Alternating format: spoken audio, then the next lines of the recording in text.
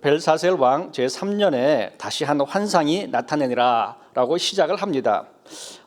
본문에 나오는 벨사살 왕에 대해 잠깐 살펴보기 원합니다.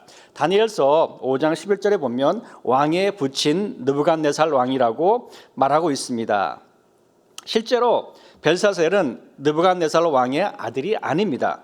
히브리어의 부친의 뜻을 의미하는 아부크라는 단어는 아버지, 조상, 할아버지라는 의미도 포함되어 있습니다.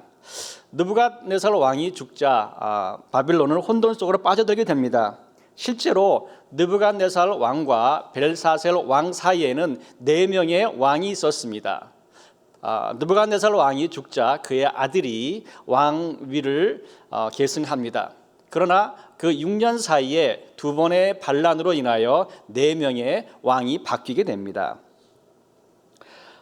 나보니두스는 느부갓네살 왕의 사위였습니다. 그런데 제가 브리테니카 백과사전을 찾아보니까 나보니두스는 왕이 된 지 6년 뒤에 자신의 아들 벨사살에게 바벨론을 다스리라고 말을 하고 자신은 아라비아 반도로 떠납니다. 즉 벨사살은 아버지 나보니두스의 섭정 왕이 되어서 바빌론을 다스리게 됩니다. 그 해가 BC 550년이라고 쓰여 있습니다. 그래서 역사학자들은 바빌론의 마지막 왕은 벨사살이 아니고 나보니두스라고 말하는 학자들도 있습니다. 실제로 나보니두스와 함께 그의 아들 벨사살이 바빌론의 마지막 왕입니다. 메대와 바사의 연합군이 바벨론을 공격했을 때 바벨론 궁전에 벨사살이 있었습니다. 그리고 벨사살의 아버지 나보니두스는 그 당시에 아라비아 반도에 있었습니다. 느부갓네살은 벨사살의 외할아버지가 되는 것이죠. 제가 벨사살의 배경을 살펴보게 된 이유는 다니엘이 과연 바빌론에 온 지 얼마나 됐을까를 알고 싶어서였습니다. 오늘 그 8장에 나오는 그 환상이 다니엘이 몇 살 때 언제쯤 그 환상을 보았을까라는 것을 알고 싶었습니다.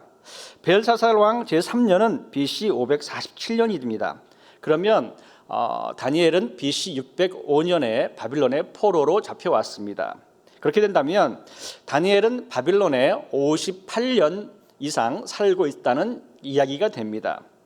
바빌론에서 산 지가 58년이 된다면 다니엘의 나이는 아마 70이 넘었겠죠.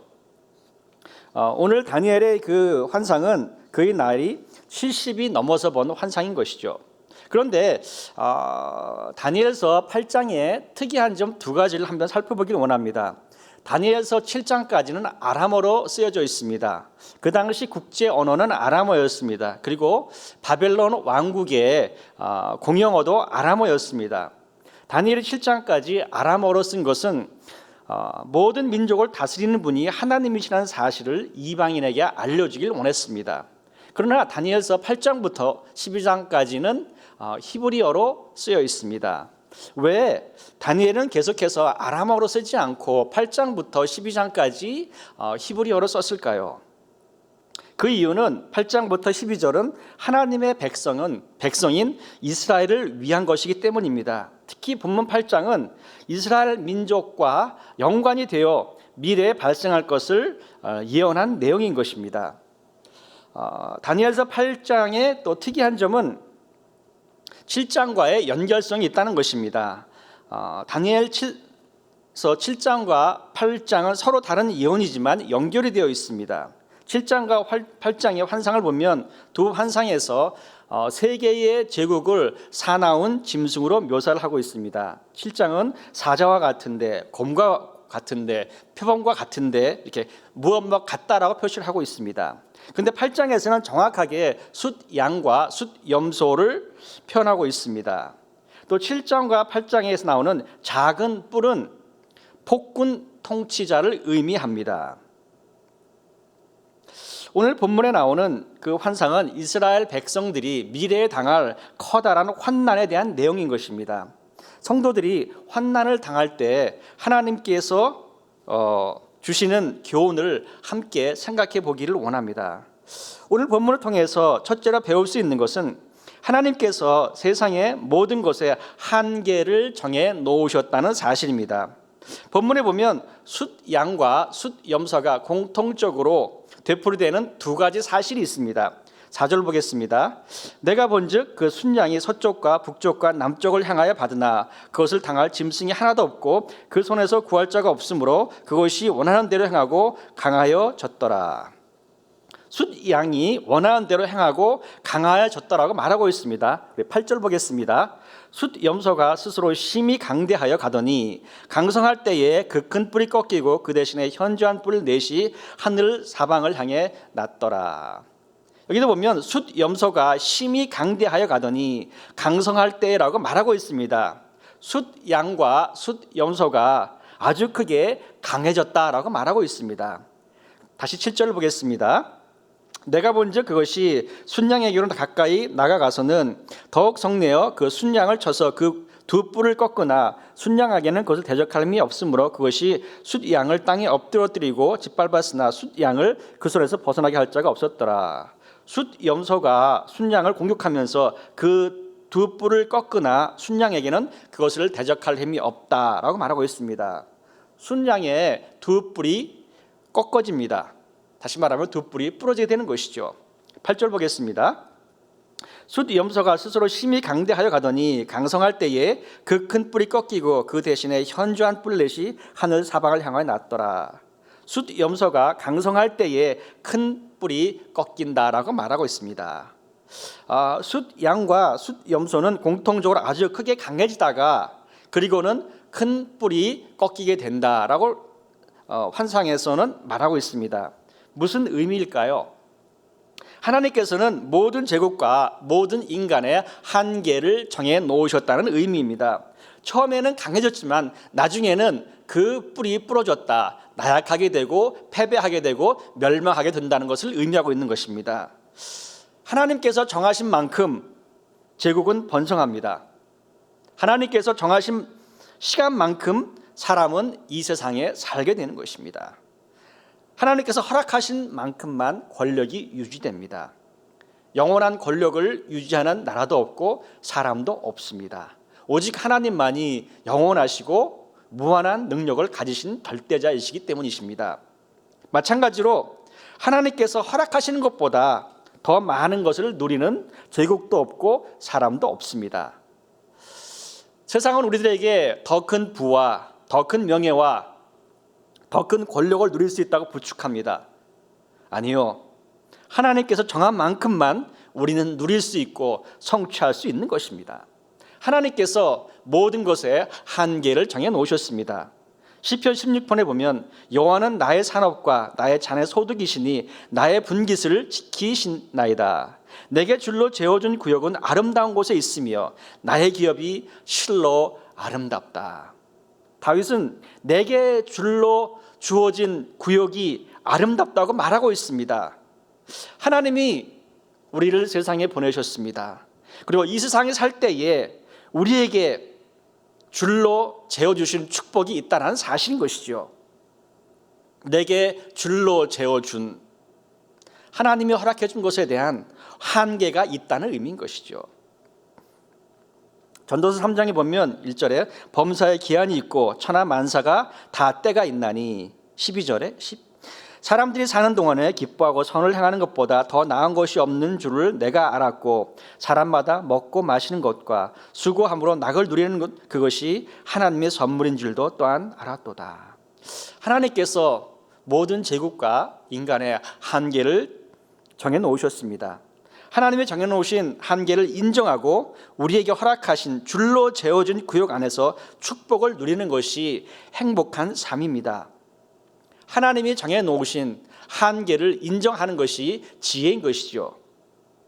다니엘서 보면 하나님이 정하신 한계를 인정하지 못하고 교만한 생각을 행동에 옮긴 어리석은 왕의 이야기가 나옵니다. 첫 번째가 느부갓네살 왕입니다. 자신의 한계를 알지 못하고 교만하여 자신의 위대함을 추구하다 아주 비참한 결말을 맞게 됩니다. 다니엘서 5장 20절에 보면 그가 마음이 높아지며 뜻이 완악하여 교만을 행함으로 그의 왕위가 폐한바되어 그의 영광을 빼앗기고 사람 중에서 쫓겨나서 그의 마음이 들짐승의 마음과 같았고 또 들럭이 함께 살며 또 소처럼 풀을 먹으며 그의 몸이 하늘 이슬에 젖었으며 지극히 높으신 하나님이 사람 나라를 다스리시며 자기의 뜻대로 누구든지 그 자리에 세우는 줄을 알기에 이르렀나이다. 두 번째 사람은 오늘 본문에 나오는 벨사살 왕입니다. 또 다니엘서 5장 22절에 보면 벨사살 왕이여 왕은 그의 아들이 되어서 이것을 다 알고도 아직도 마음을 낮추지 아니하고 도리어 자신을 하늘의 주제보다 높이며 그의 성전 그릇을 왕 앞으로 가져다가 왕과 귀족들과 왕후들과 후궁들이 다 그것으로 술을 마시고 왕이 또 보지도 듣지도 알지도 못하는 금, 은, 구리, 쇠와 나무, 돌로 만든 신상들을 찬양하고 도리어 왕의 호흡을 주장하시고 왕의 모든 길을 작정하시는 하나님께는 영광을 돌리지 아니하신지라. 여기 보면 왕의 모든 것을 작정하시는 하나님, 그것이 한계를 정하신 하나님의 능력인 것입니다. 하나님은 모든 인간에게 한계를 정하셨습니다. 인간이 해야 할 일은 겸손하게 자신의 한계를 인정하고 하나님께 영광을 돌려야 합니다. 그것이 인간이 해야 할 본분인 것이죠. 성도들이 환난을 당하는 것도 정해진 시간만큼만 환난을 경험하게 됩니다. 성도들이 겪는 환난은 영원하지 않습니다. 지금 우리가 겪는 코로나 바이러스의 어려움도 영원하지 않습니다. 하나님께서 시간을 정해놓으셨기 때문인 것이죠. 오늘 본문에서 배울 수 있는 두 번째 교훈은 하나님은 성도의 환난을 허락하시며 환난을 미리 경고해 주신다는 사실입니다. 하나님은 환난의 시간이 임하기 전에 신실한 믿음의 사람에게 환상을 보여주십니다. 하나님은 왜 다니엘에게 오늘 본문 8장에 나오는 숫양과 숫염소의 환상을 보여주셨을까요? 그것은 하나님께서 하나님의 백성들에게 미리 말씀해 주셔서 다가올 박해를 경고해 주시기 원하셨습니다. 본문 11절과 12절에 보면 환난의 때에 하나님의 교회와 성도가 당할 어려움에 대해서 설명을 하였습니다. 11절 보겠습니다.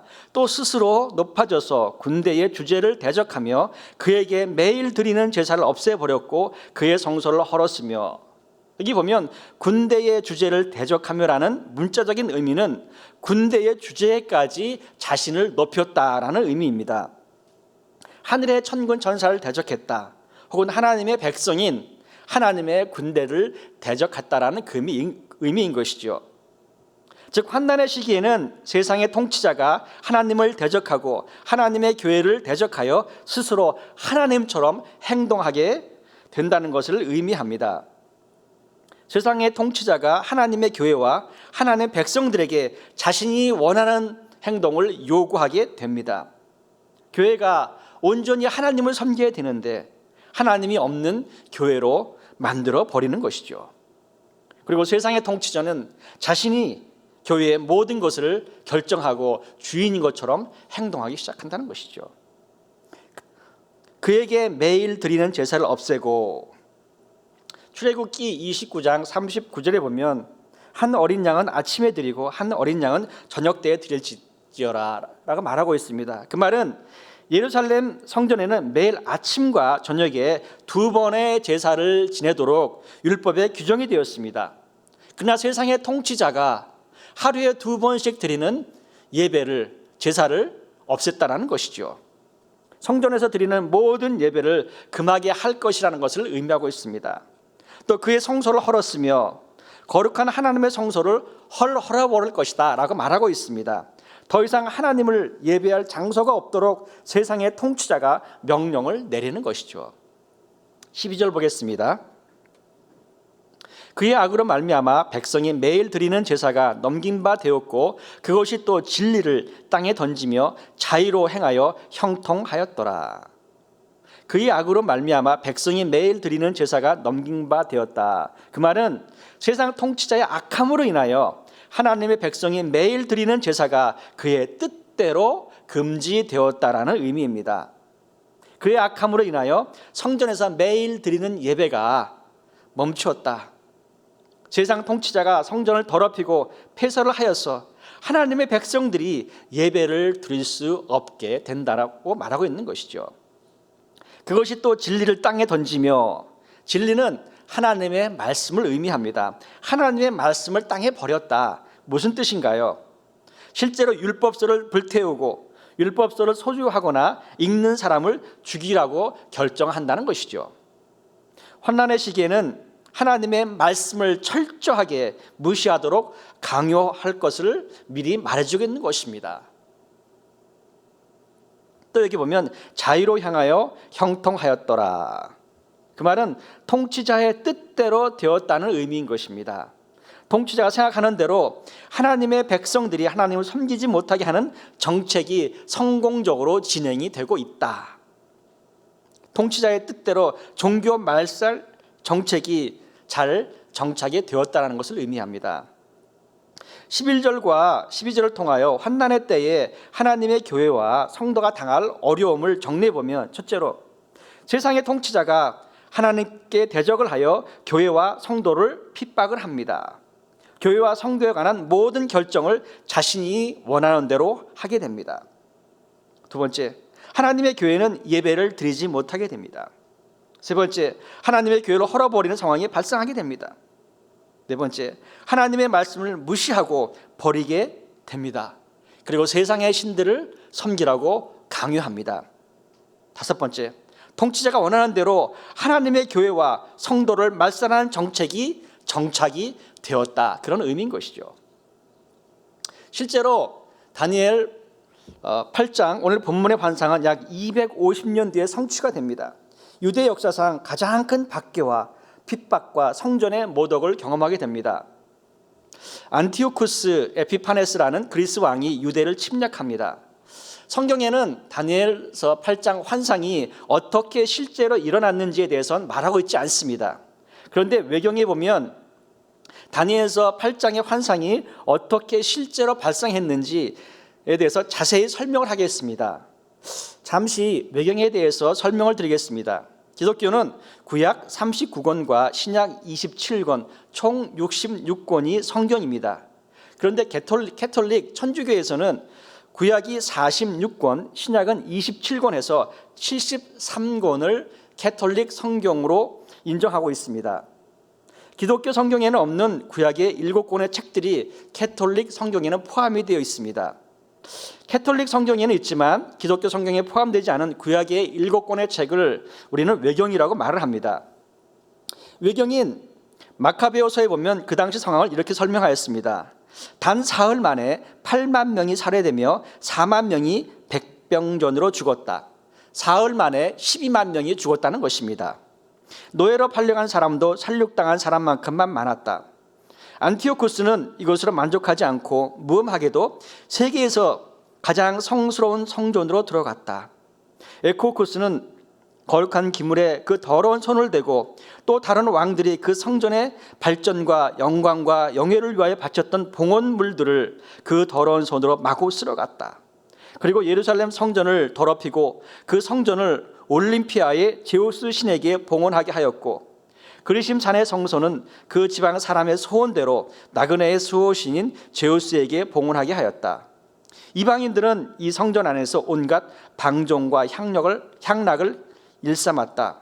그들은 거룩한 성전 경내에서 창녀들과 놀아나고 부녀자들을 농락하였다. 그뿐 아니라 법에 금지된 물건들을 성욕 안으로 끌어들였다. 제단에는 율법에 금지된 부정한 고기를 쌓아놓았다. 안식일은 물론 조상 전례의 축제도 지킬 수 없었으며 심지어는 자기가 유대인이라고 말할 수조차 없었다. 안티오쿠스 에피파네스는 예루살렘 성전을 약탈한 다음 제단 위에 돼지를 제물로 바치고 그 안에 제우스 동상을 세웠습니다. 성전을 아주 더럽혔습니다. 모든 제사는 멈췄습니다.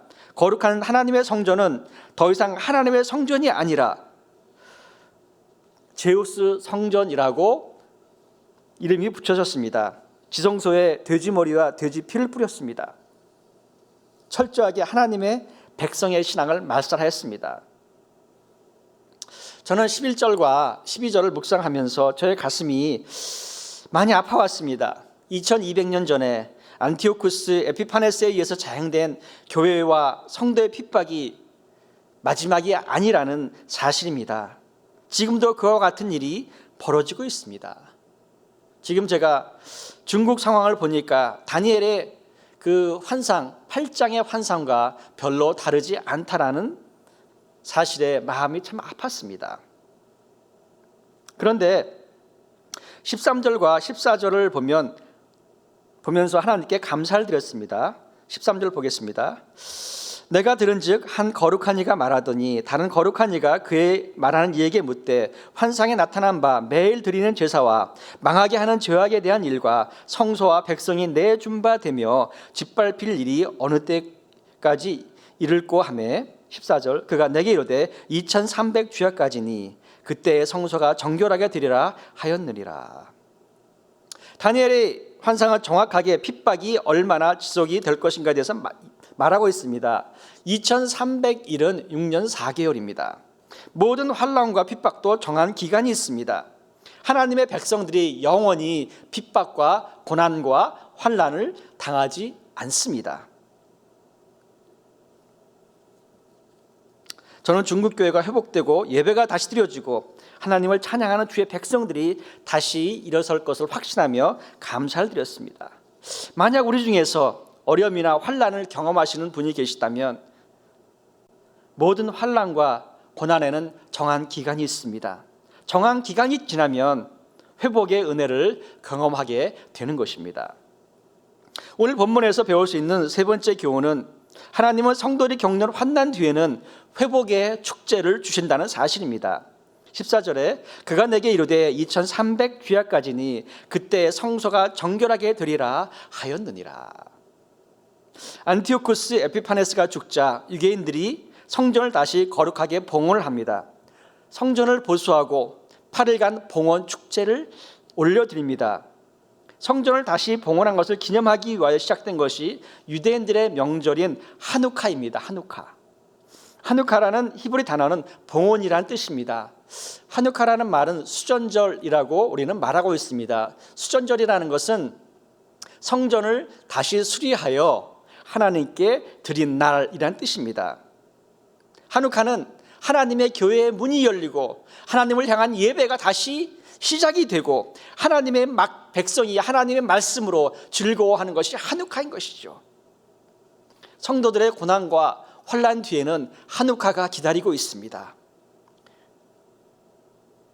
우리가 경험하고 있는 환난과 코로나 바이러스를 이기고 하누카와 같은 하나님의 은혜의 축제를 경험하는 시간은 분명히 올 것입니다. 아멘. 하나님은 성도들에게 환난의 시간을 허락하셨습니다. 성도들이 환난을 통과할 때는 세상의 통치자가 하나님의 교회를 이긴 것처럼 보여집니다. 절대로 그렇지 않습니다.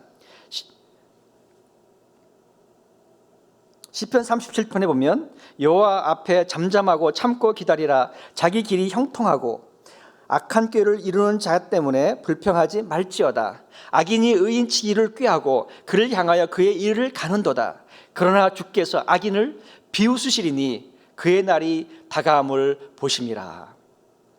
하나님은 악인들에게 교회와 성도를 핍박하는 시간을 정하셨습니다. 환난은 성도들의 세상 때를 털어내는 시간인 것이죠. 악이 형통해 보일 수 있습니다. 그러나 그것은 일시적인 것이고요. 환난을 통해서 성도들이 거룩한 성도로 하나님의 말씀을 더 간절히 사모하는 모습으로 나오게 된다는 것이죠. 그 당시 다니엘서 8장의 환난을 경험한 유대인들은 이렇게 고백을 하고 있습니다. 또 외경 마카베오서 하 6장 12절에 보면 이렇게 되어 있습니다. 이 징벌은 우리 민족을 멸망시키는 것이 아니라 오히려 채찍질 하시려는 것이었다. 악한 행동을 오랫동안 그냥 내버려 두시지 않고 즉시 징계하신다는 것은 하나님께서 지극히 인자하시다는 표지이다. 주님께서는 이방 민족들에 대해서는 그들의 죄를 즉시 벌하지 않고 그들의 죄가 막중하게 될 때까지 기다리신다. 그러나 우리 민족에 대해서는 그렇게 하시지 않고 그때마다 벌을 내리셔서 우리의 죄가 절정에 이르지 않도록 해주셨다. 따라서 주님께서는 우리에게 자비의 손길을 거두지 않으신다. 비록 우리에게 징벌을 내리신다 하더라도 그것은 당신의 백성을 채찍질 하시는 것이 아니라 절대로 버리시는 것은 아니다. 환난의 시간은 하나님을 더욱 의지하고 기다리고 세상의 딸을 털어버리는 시간인 것이죠. 본문에 보면 세상의 권력자는 자신의 뜻대로 역사가 움직이는 것처럼 보여집니다. 아니요, 세상의 역사는 하나님의 뜻과 하나님의 섭리대로 움직입니다. 우리 믿는 성도들의 삶도 마찬가지입니다. 하나님의 뜻대로, 하나님의 계획대로, 하나님의 준비한 섭리대로 진행이 되고 움직이게 됩니다. 설령 우리가 세상에서 아무리 힘들고 핍박을 받아도 그것은 하나님께서 정하신 것인 것입니다. 환난 뒤에는 하나님의 은혜가 우리를 기다리고 있는 것이죠. 세상의 모든 나라는 하나님께서 시간을 정해 놓으셨습니다. 오직 하나님의 나라만이 영원합니다. 예수님은 세상의 모든 환난과 고난과 핍박을 경험하셨습니다. 그리고 이렇게 우리를 위로하십니다. 세상에서 너희가 환난을 당하나 담대하라, 내가 세상을 이기었노라. 세상을 이기신 예수님을 따라 사시는 성도님들이 되시기를 축복합니다. 기도하겠습니다. 하나님, 성도에게 환난을 허락하시며 환난을 미리 경고해 주시는 하나님을 찬양합니다. 환난을 통하여 우리가 더욱 하나님을 의지하게 하여 주시며 모든 것의 한계를 정하신 하나님의 이름을 높여드립니다. 성도의 환난 뒤에 축복을 준비해 주시는 하나님을 더욱 사랑하게 하여 주시옵소서. 하나님, 이 시간에는 케냐에서 사역하시는 박성규, 박은경 선교사님을 위해서 기도합니다. 새로 건축한 신학교 도서관에 도서관 마련이 잘 될 수 있도록 허락하여 주시고 현지인 목회자 멘토 사역에 풍성한 열매를 맺도록 은혜를 더하여 주시옵소서. 하나님, 새 자녀의 학업과 앞길을 주님께서 열어주시고 축복으로 함께하여 주시옵소서. 감사드리며 귀하신 예수님의 이름으로 기도드렸사옵나이다. 아멘.